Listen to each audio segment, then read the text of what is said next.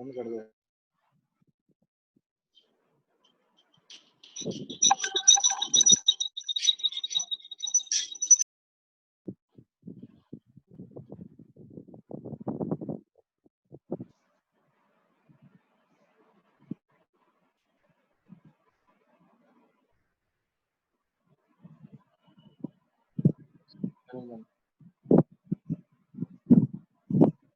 Good morning to all dear students.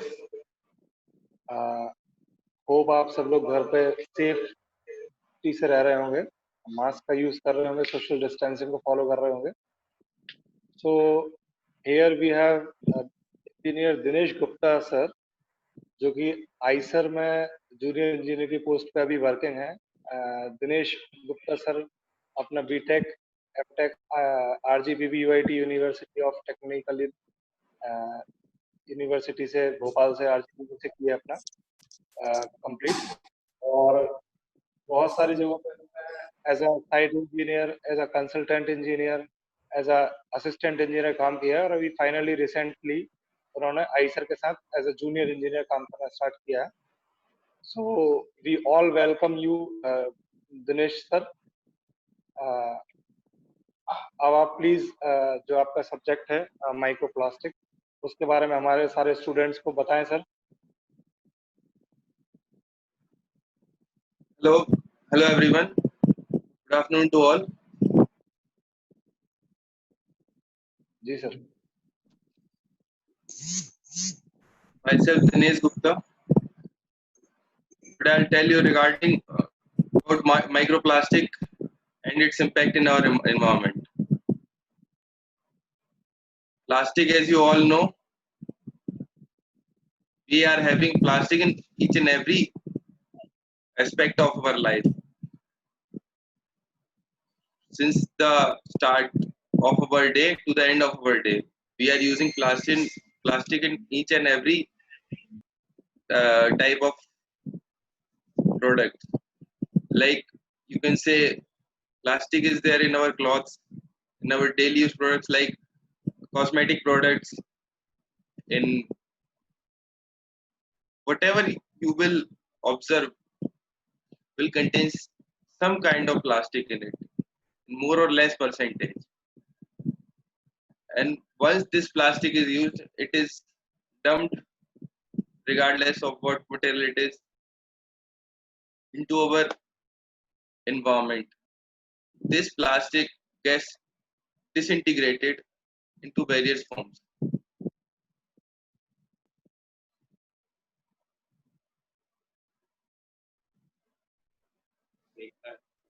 हाँ Dinesh sir, please आप continue कीजिए ना। Once this plastic is discarded in our environment, it gets disintegrated into various forms, and this keeps continue disintegrating to very minute size. Like plastic does exist. There are very researchers doing the research on this particular topic, and they have proved at different times that plastic exists even in 1 micron size, even in nano size, and it has been found in soil, air, water, sea water, everywhere, which is why it is of a growing concern. This topic is of growing concern, and nowadays, regardless of this, we are continuing to use this plastic. This aspect need to be thought thoroughly, because if we continue to exploit our all the resources, then a time will come then where plastic there will be a dump of plastic everywhere around us. Now if we consider microplastic, there are basically two types of microplastic. Microplastic, as you can say by its name, the smaller size of plastic. When the plastic is found in smaller sizes, it's named microplastic. Means if it is in the form of microns, in the size of microns, then you can say it is microplastic, and it is basically of two types: primary microplastic and secondary microplastic.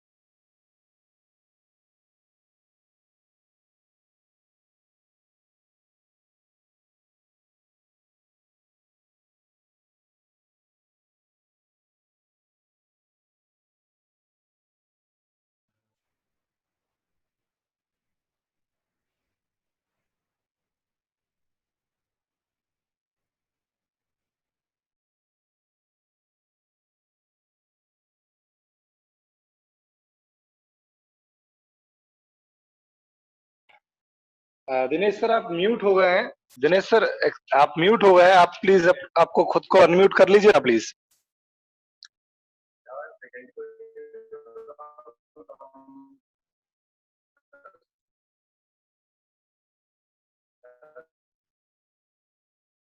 Mic बन आ रहा होगा, उस पर आप click करेंगे तो वो unmute हो जाएगा अपने आप। माइक एक कॉर्नर पे देंगे सर। हाँ हाँ हाँ, प्लीज कंटिन्यू कीजिए ना सर। और सर थोड़ा सा मैं, जैसे बच्चों का भी नीचे मैसेजेस आ रहे हैं कि थोड़ा सा आप हिंदी में भी बताते चलिए, मतलब थ्रू आउट इंग्लिश में थोड़ा सा बच्चों को समझ में आने में थोड़ा प्रॉब्लम हो सकता है, तो आप हिंदी भी बताते चलिए प्लीज। जी sir, thank you, please continue. Microplastic जैसे कि छोटे छोटे पार्टिकल्स जो होते हैं प्लास्टिक के, प्लास्टिक बहुत ही बड़े से लेके छोटे फॉर्म्स में हम डेली अपना देखते हैं। हमारे जो क्लॉथ्स होते हैं, प्लास्टिक हमारी डेली लाइफ में ऐसे एंटर किया है कि आज की डेट में कुछ भी हो, छोटे छोटे फॉर्म में प्लास्टिक उसका हिस्सा होता है। जैसे कि हमारे कपड़े हों, कपड़ों में भी प्लास्टिक होता है। फ्यूल से कि आपके अगर मैन्युफैक्चरिंग प्रोसेस आप कपड़ों की देखेंगे तो, या फिर उसके कंपोनेंट्स देखेंगे क्या क्या उसका पार्ट है, then you will get to know कि क्या क्या उसमें होता है। And you can say our toothbrush, our cosmetic products, जितने भी कॉस्मेटिक प्रोडक्ट्स हैं सब में प्लास्टिक किसी ना किसी फॉर्म में पाया जाता है। और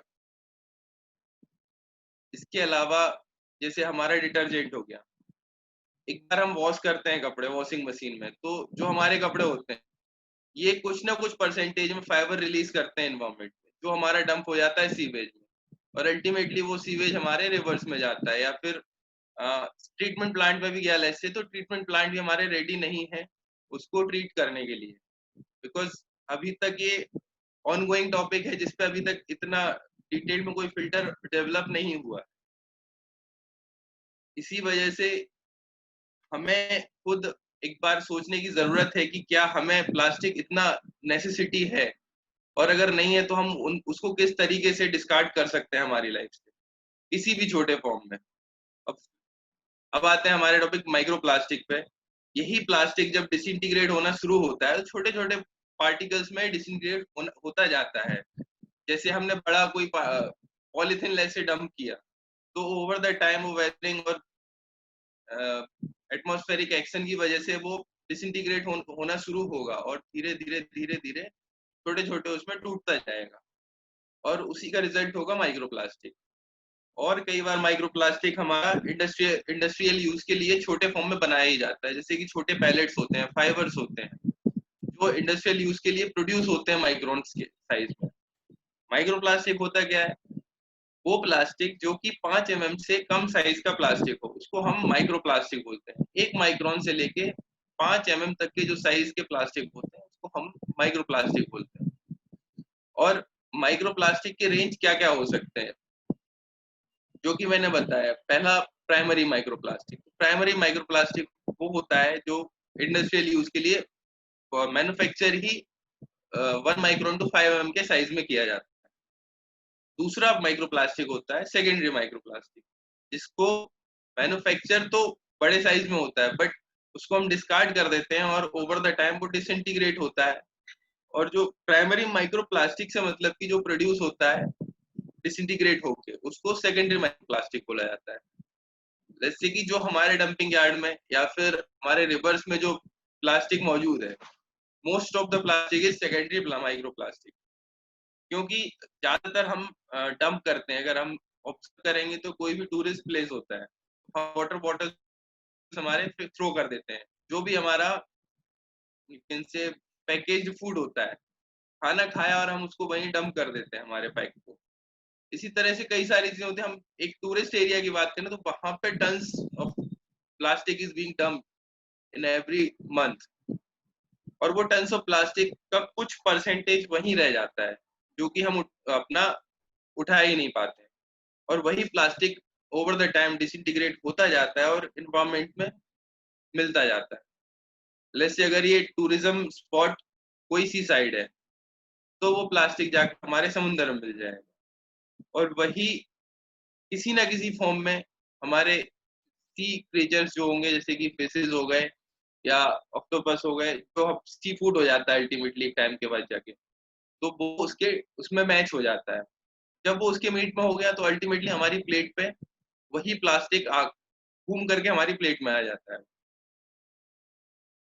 तो इसी वजह से ये हो गया माइक्रो प्लास्टिक के basically two types, primary and secondary.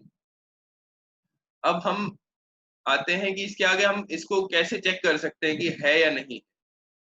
तो जैसे कि 5 mm के ऊपर के जो साइज होंगे वो तो हमें आसानी से विजिबल होते हैं, बट 5 mm से नीचे के प्लास्टिक जो हैं वो विजिबल नहीं होते।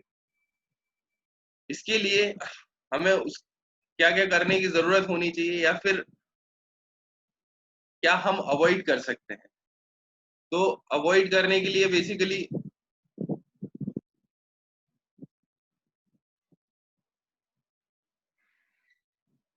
हमें पहले ये जानने की जरूरत है कि माइक्रोप्लास्टिक्स क्या क्या होता है, एग्जैक्टली किस फॉर्म में होता है या फिर किस टाइप का होता है।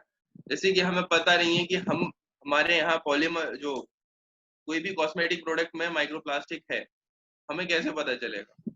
तो उसके लिए हमें पता होना चाहिए पॉलीमर्स नेम, कौन से पॉलीमर्स से प्लास्टिक बनता है या कौन से पॉलीमर्स प्लास्टिक कहलाते हैं। तो बेसिकली 6 या 7 टाइप के पॉलीमर्स होते हैं। पहला पॉलीमर है तुम्हारा PU, पॉलीयूथेन। सेकेंड है PC, पॉलीकार्बोनेट। थर्ड है PS, पॉलीस्टीरीन। फोर्थ है PP, पॉलीप्रोपाइलीन। फिफ्थ है PE, polyethylene. And sixth PVC, polyvinyl chloride. Seventh is PET, polyethylene tetraflate. And seventh is polyamide, which is also known as nylon.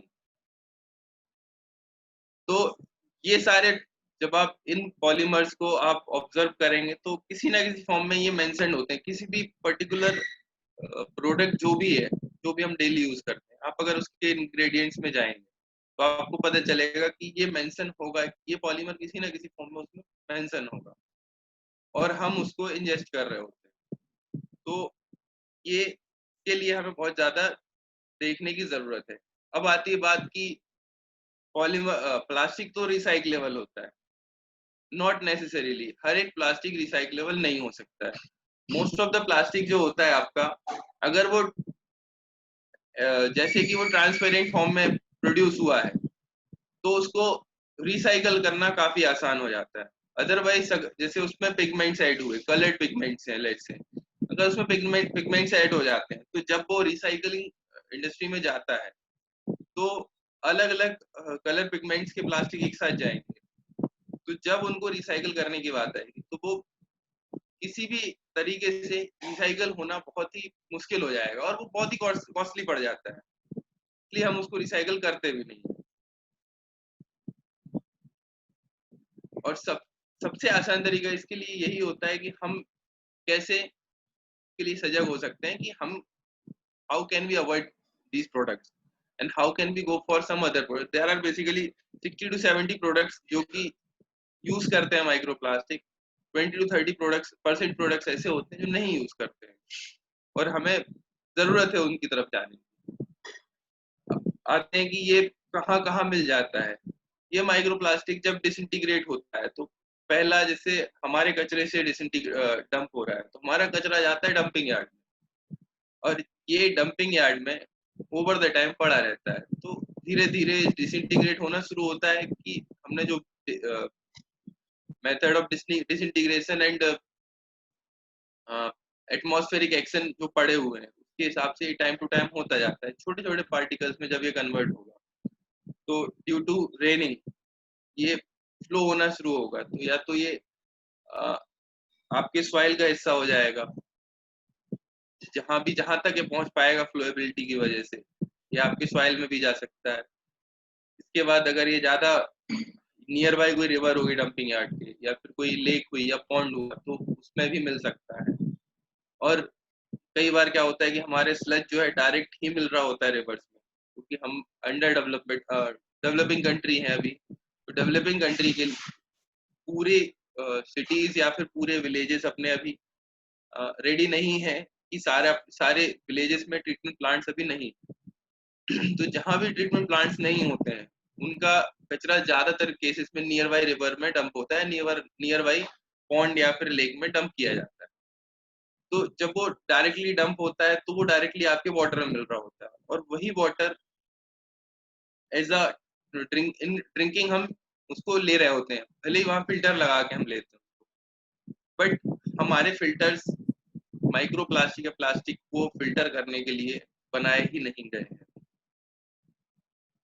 तो एक हो गया तरीका soil में जाता है, दूसरा तरीका होता है कि ऐसे ही ये हमारे रिवर्स में चला जाता है। और जब रिवर्स कई सारी मूविंग, जैसे गंगा रिवर होगी, तो गंगा रिवर जैसे मूविंग रिवर है, तो मूविंग रिवर्स के थ्रू ही ये आगे जाके सी में मिल जाता है।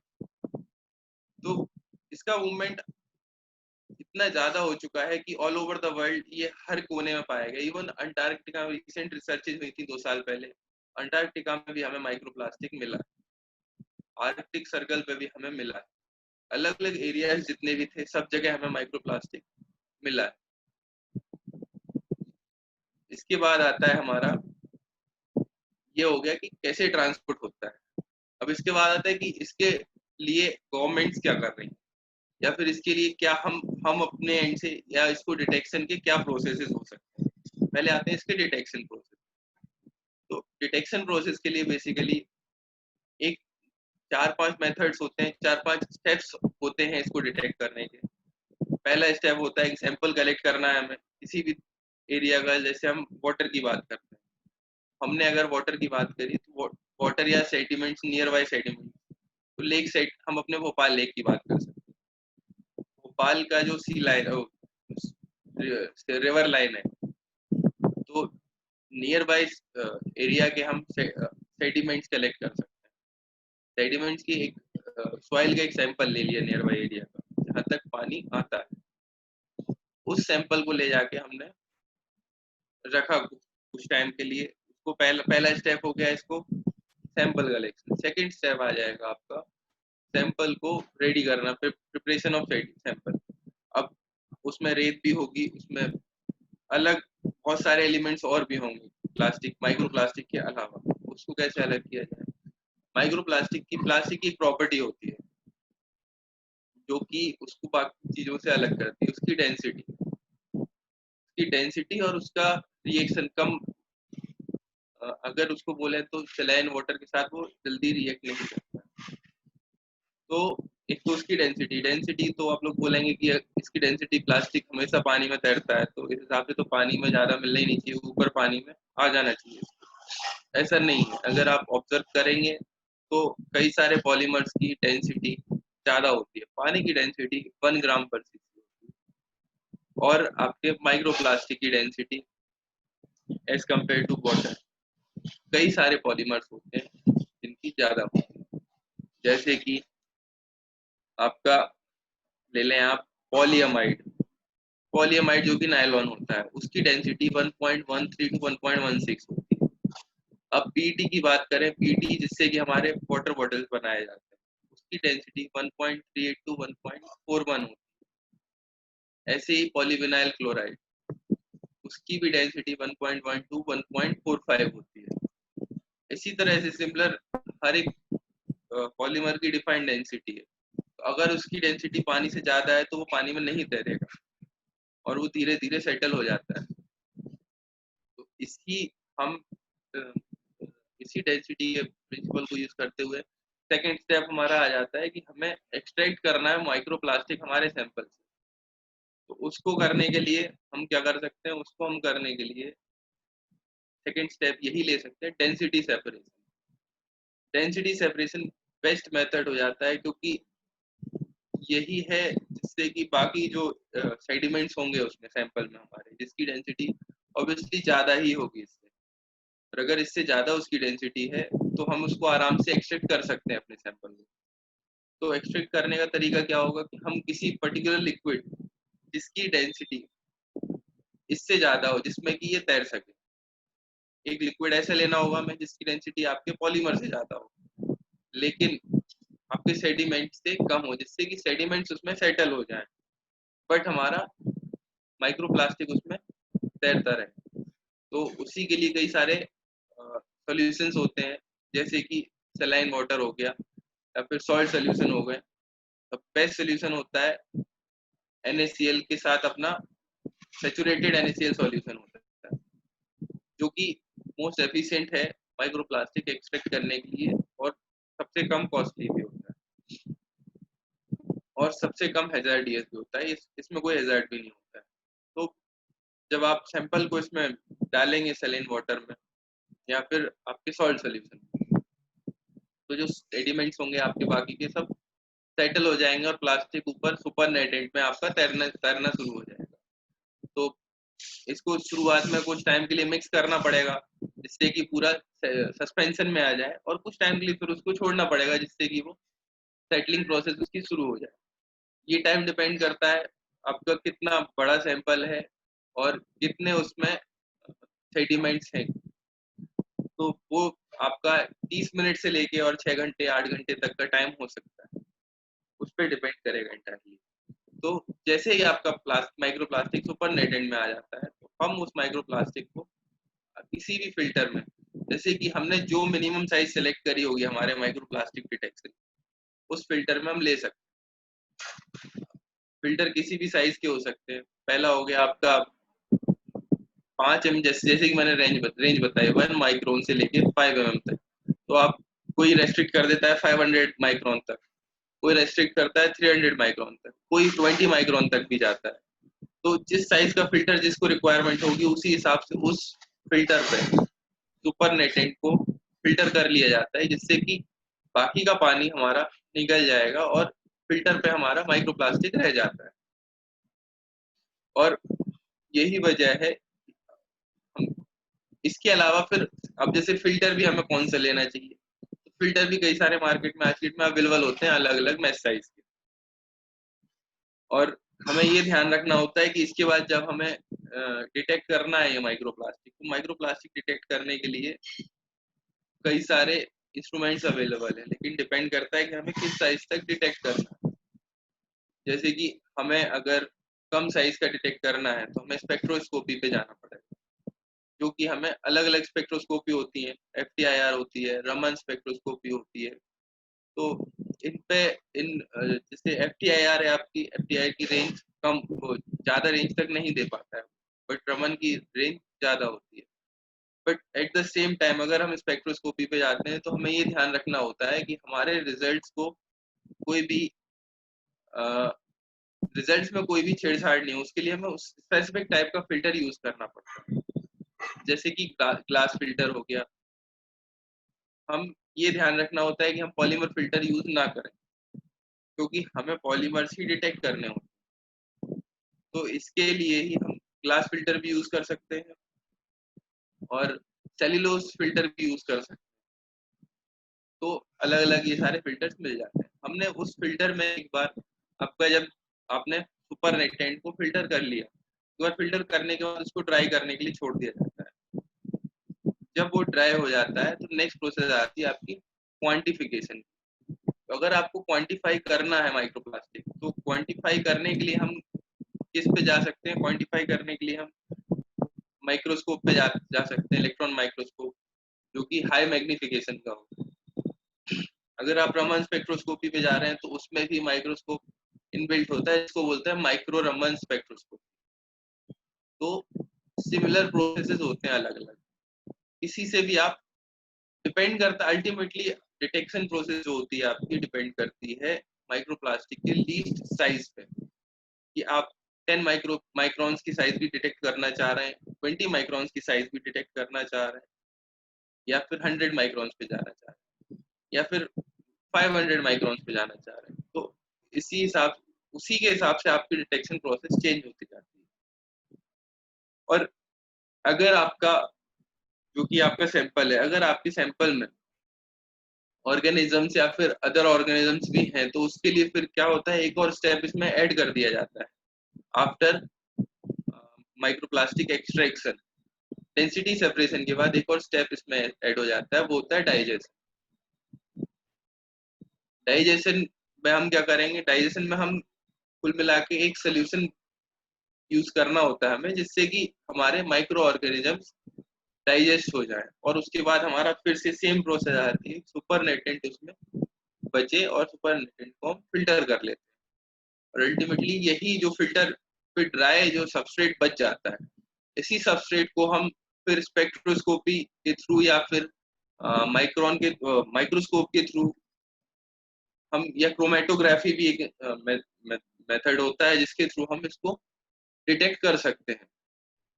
इसलिए अदर अलग अलग मेथड्स होते हैं जिससे कि डिटेक्शन हो पॉसिबल है।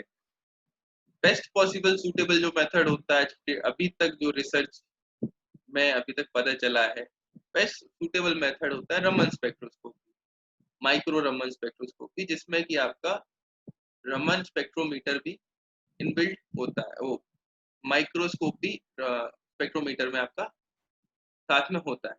जब वो साथ में आपको मिल जाता है, तो आपकी क्वांटिफिकेशन और साथ में डिटेक्शन एक साथ हो जाता है।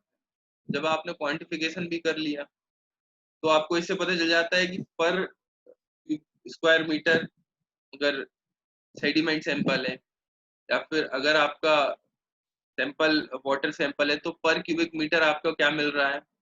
और अगर आपका डिपेंड करता है इंटायरली आपके सैंपल पे और मेथड ऑफ कलेक्शन पे, तो उसी पे आपका यूनिट आ जाता है कि पर स्क्वायर मीटर आप करेंगे कि एक क्यूबिक मीटर वाटर लेसे आपने लिया, तो उसमें कितने पार्टिकल्स आपको माइक्रोप्लास्टिक के मिले, हमें इसलिए क्वांटिफाई करने की जरूरत होती है, क्योंकि हमें उससे एक्सटेंट ऑफ पोल्यूशन पता चलती है कि अगर किसी जगह 100 पार्टिकल्स पर क्यूबिक मीटर मिले और एक जगह 10,000 पार्टिकल्स पर क्यूबिक मीटर मिले, तो हमें पता चल जाता है कि इस जगह पे हमारी एक्सटेंट ऑफ पॉल्यूशन बहुत ज्यादा है और हमें यहाँ पे मेजर्स लेने की जरूरत है, या फिर ये वाटर डिटेक्टेबल है नहीं। तो इसी हिसाब से हमें चेक करने होते हैं सारे। तो यहाँ पे अल्टीमेटली डिटेक्शन प्रोसेस खत्म हो जाता है। आइडेंटिफिकेशन, एक बार पॉलीमर आइडेंटिफिकेशन हो गया, तो हम उसी के हिसाब से मेजर्स ले सकते हैं। और पॉलीमर आइडेंटिफाई जब हो जाता है, तो हमें उससे पता चलता है कि टाइप ऑफ पॉल्यूशन पता चल जाता है कि जैसे अगर आपको प्राइमरी माइक्रोप्लास्टिक उसमें मिला, पैलेट्स मिलते हैं, तो उससे हमें पता चल जाता है कि ये आपका इंडस्ट्री की वजह से है।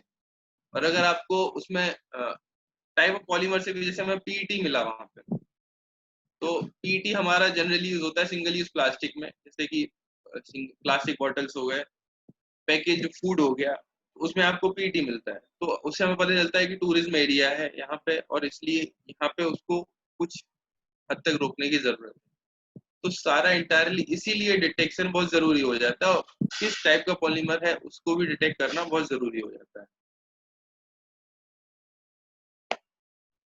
ये पूरा डिटेक्शन प्रोसेस यहाँ पे अपना कंप्लीट हो जाता है।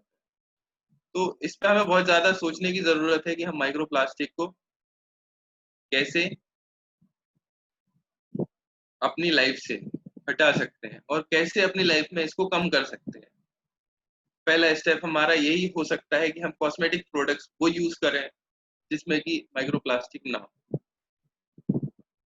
हम क्लोथ्स वो यूज करें जिसमें लीस्ट प्लास्टिक यूज हो रहा हो। हम प्रोडक्ट्स वो कोशिश करें बाय करने की हम सिंगल यूज प्लास्टिक ना यूज करें। हम वो प्रोडक्ट्स यूज करें खरीदने की जिसमें प्लास्टिक ना हो तब।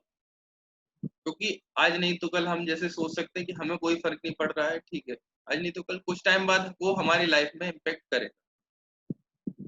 That's all for today. Thank you everyone.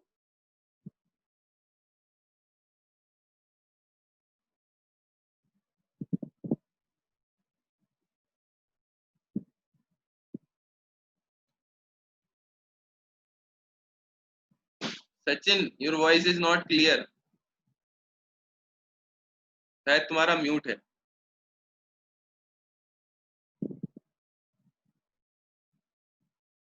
Sachin, तुम्हारा वॉइस म्यूट है.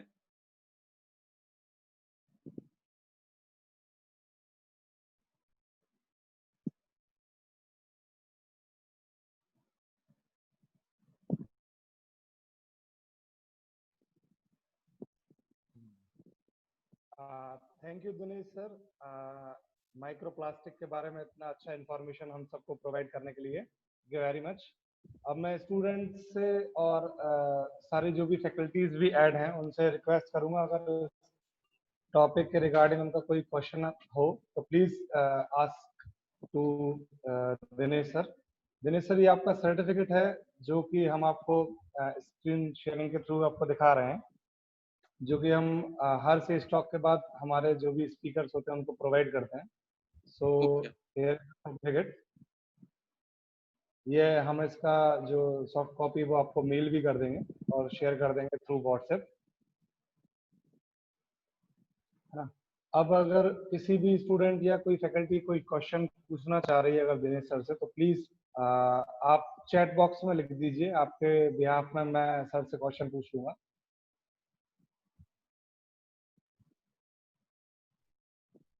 Please ask question if any, so that we utilize last 5 minutes as question answering session. Sorry? No, this is for a student, sir. This is for a student, sir. Okay. तो किसी का कोई question मेरे को दिख नहीं रहा है अभी चैट बॉक्स में, प्लीज अगर है तो जल्दी लिखिए। हमारे पास सिर्फ लास्ट 4 मिनट्स रह गए हैं, जितने जल्दी आप पूछ पाएंगे उतना जल्दी हम सर को रेफर करके उसका आंसर पूछ सकते हैं।